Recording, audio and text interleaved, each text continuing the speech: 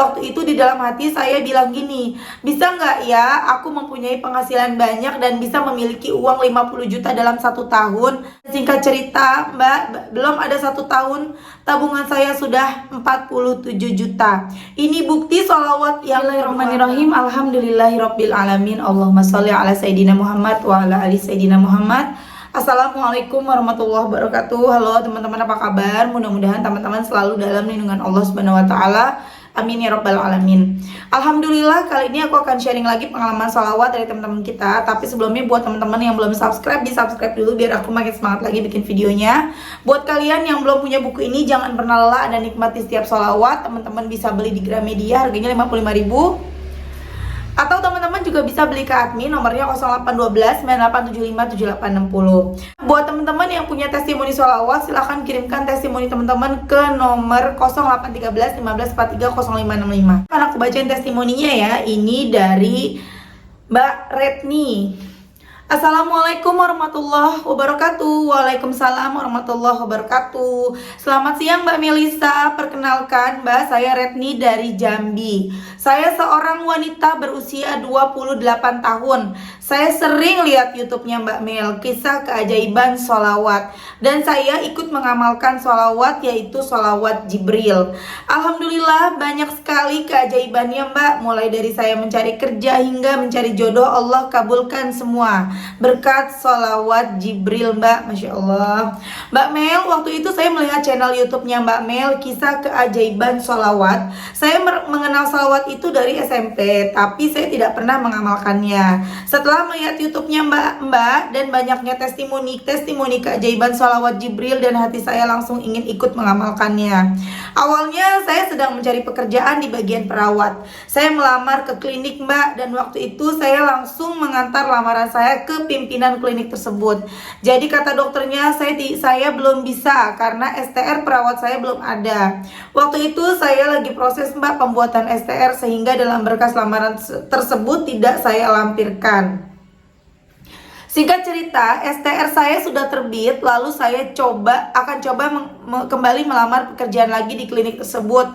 Lalu saya bacakan salawat Jibrilnya 5.000 kali. Sebelum membaca, saya membayangkan klinik tersebut dengan harapan saya bisa bekerja di klinik itu, karena di klinik itu pasiennya sangat ramai sekali. Saya baca salawat Jibril 5.000 kali Mbak, dan belum ada 1 minggu saya sudah ditelepon, dan besoknya saya sudah bisa bekerja di klinik itu. Masya Allah. Disitulah keajaiban salawat yang saya rasakan. Lalu Mbak, semenjak itu saya terus bersolawat hingga akhirnya 8 bulan saya bekerja.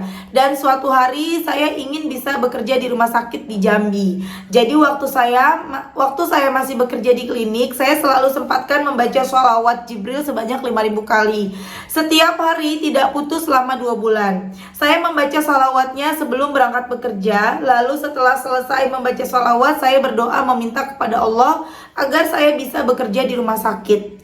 Waktu itu sambil bekerja di klinik Mbak, saya juga masukin lamaran ke semua rumah sakit swasta yang ada di Jambi. Awalnya saya merasa tidak akan bisa keterima kerja di rumah sakit karena waktu itu sedang COVID. Tapi waktu itu tetap saya sholawatin. Lalu saya memutuskan untuk berhenti bekerja di klinik agar saya mudah melamar pekerjaan di rumah sakit dan buat kesana sini. Hampir 1 minggu saya menganggur di rumah tapi belum ada panggilan. Lalu banyak sekali informasi lowongan pekerjaan di rumah sakit, terutama untuk perawat dan dokter. Lalu saya masukin lamaran saya di 3 rumah sakit swasta yang ada di Jambi. Lalu saya kencengin lagi sholawatnya sebanyak 10.000 hingga 20.000 sambil saya berharap terserah deh di rumah sakit mana yang keterima. Lalu di hari kedua saya mengantar lamaran, Allah mempermudah jalan saya. Saya langsung ketemu sama staf bagian kepegawaian, dan kata stafnya saya sudah bisa mulai bekerja di hari besok. Ya Allah, betapa bahagianya saya waktu itu. Dan saya masih ingat betul Mbak, waktu itu di dalam hati saya bilang gini, bisa nggak ya aku mempunyai penghasilan banyak dan bisa memiliki uang 50 juta dalam 1 tahun. Mana mungkin lah bisa secepat itu. Waktu itu saya perawat di bagian COVID, dan alhamdulillah Mbak, ternyata selain gaji pokok nakes atau tenaga kesehatan, dapat uang intensif sebesar 7.500.000. Dan Ya Allah, nggak nyangka betapa bahagianya saya, dan singkat cerita Mbak, belum ada 1 tahun tabungan saya sudah 47 juta. Ini bukti sholawat yang kedua Mbak. Lalu setelah bekerja saya ingin menikah. Waktu itu Mbak, saya sudah dekat dengan beberapa laki-laki. Padahal semuanya baik-baik dan ada juga yang dokter mendekati saya. Saya heran, semuanya baik-baik, kenapa tidak ada yang cocok sama saya. Ada yang laki-laki yang mendekati saya, tapi dia udah bekerja, tapi belum mapan. Saya suka sama cowok kalem dan gak playboy. Tapi suatu hari Mbak, saya curiga sama dia. Namun saya tidak banyak tanya Mbak sama laki-laki tersebut. Di dalam hati saya cuma bilang gini, biarlah nanti Allah yang akan memberitahu saya semua tentang dia. Ternyata betul kan Mbak, dia pergi sama perempuan lain nonton ke bioskop. Dan sejak itu dia terus berusaha menghubungi saya dan ingin bertemu dengan saya di rumah sakit. Tapi saya tidak sudi. Dan saya kasih tahu dia kalau saya ini perawat COVID, tidak boleh kemana-mana. Sebenarnya bisa sih buat ketemu, tapi saya tidak sudi Mbak, karena awalnya saya kira kalem baik, ternyata sama kayak yang lain. Nah, waktu itu saya baca sholawat lagi Mbak, dan saya berdoa agar mendapatkan jodoh seorang tentara. Tapi awalnya saya merasa tentara mana yang mau sama saya. Pasti mereka sudah pada nikah yang seumuran dengan saya. Paling kalau dapat pastinya yang tua gitu, nanti yang tua. Singkat cerita Mbak, saya sambil baca sholawat sehabis pulang dinas sebanyak 5.000 kali sholawat Jibril. Sambil di dalam hati saya ingin tentara yang dinas di Kostrad. Lalu saya bayangin lambang-lambang Kostrad. Saya mau yang baik, saya mau orang tua dan keluarganya ini. Saya pasrah Mbak, alhamdulillah. Jika Allah kasih yang tentara, jika tidak ya udah nggak apa-apa, mudah-mudahan itu yang terbaik. Dan alhamdulillah Mbak, suatu hari tiba-tiba ada seorang tentara yang komen status saya di WhatsApp Mbak. Kebetulan dulunya kami sudah saling kenal dan abang tersebut bertanya kepada saya, sudah menikah apa belum? Singkat cerita, akhirnya saya dikenalkan sama adik lettingnya yang masih muda Mbak, di bawah saya 3 tahun. Waktu itu umur saya 27 tahun dan suami 25 tahun. Saya dan suami sama-sama dari Jambi Mbak, cuma suami dinasnya aja di Jawa Timur. 11 Januari 2021 kami kenal, lalu bulan 8 dia cuti dan membawa orang tuanya ke rumah saya, lalu dengan niat ingin menikahi saya dan akan segera pengajuan nikah sama saya. Dan 2 November 2021 saya ke Jawa Timur Mbak untuk menikah kantor. Lalu 2 November 2021 saya untuk pertama kalinya ke Surabaya. Ya Allah Mbak, banyak sekali keajaiban sholawat yang saya rasakan. Dan waktu saya sedang mencari jodoh Mbak, saya juga membaca surat Yusuf Mbak, hanya 7 kali sih Mbak, nggak rutin.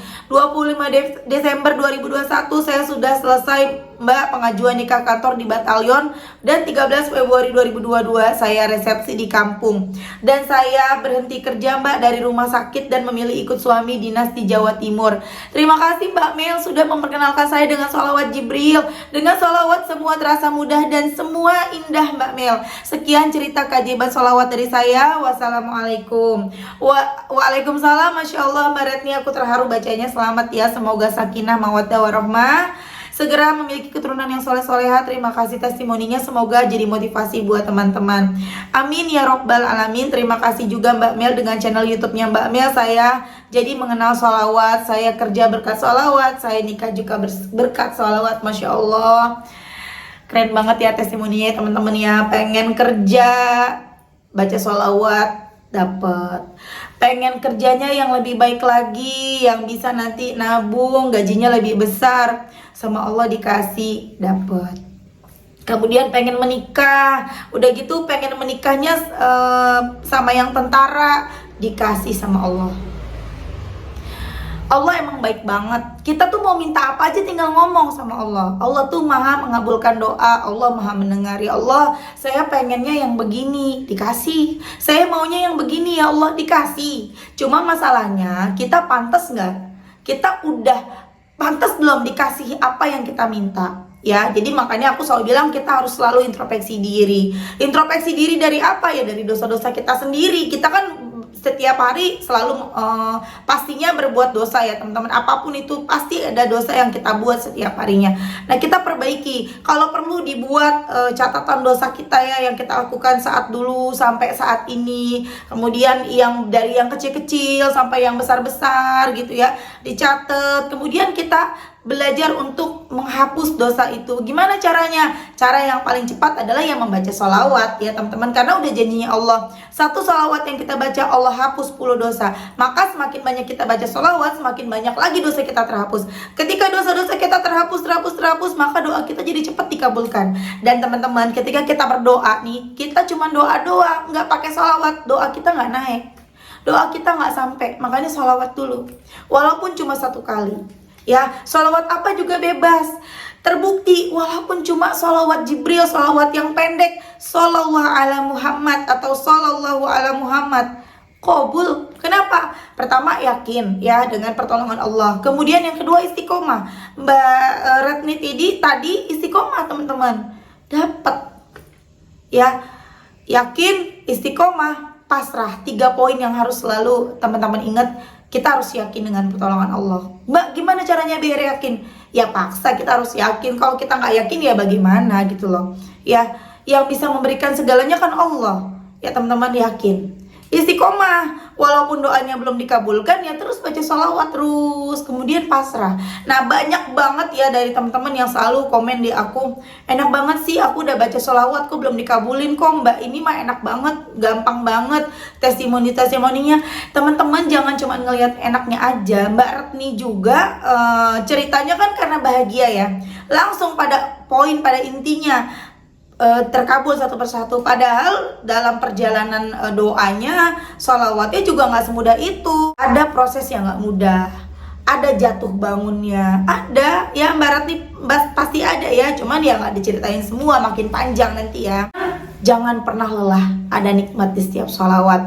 Pengen punya kerjaan, minta ya Allah saya pengen kerjanya di sini, saya pengen kerjanya begini, gajinya segini ya Allah. Sholawat terus qabul. Tapi istiqomah ya. Kemudian ya Allah saya pengen nikah, pengen jodohnya yang ganteng, pengen jodohnya yang mapan, pengen yang keluarganya baik. Minta detail, yang minta tuh sama Allah yang detail, jangan nanggung-nanggung teman-teman. Insya Allah dikabulkan sama Allah. Tapi ingat, jangan ngejar hasil. Jangan udah baru sholawatan pengen buru-buru dikabulkan sama Allah ya. Karena kita harus terus introspeksi diri, mantesin diri. Dan ada juga yang bilang, Mbak, kok saya makin banyak baca sholawat, makin banyak ujiannya ya, makin banyak cobaannya ya. Bukan karena sholawat ya, teman-teman harus dilurusin nih. Bukan karena kita sholawatan terus kita jadi diuji. Kita nggak sholawatan pun kita diuji teman-teman. Cuman karena kita terlalu gini loh, kita terlalu menggantungkan bahwa sholawat langsung mendapatkan hasil. Ketika misalnya kita baca sholawat karena pengen utang kita lunas, kita punya utang nih, dikejar-kejar nih sama utang.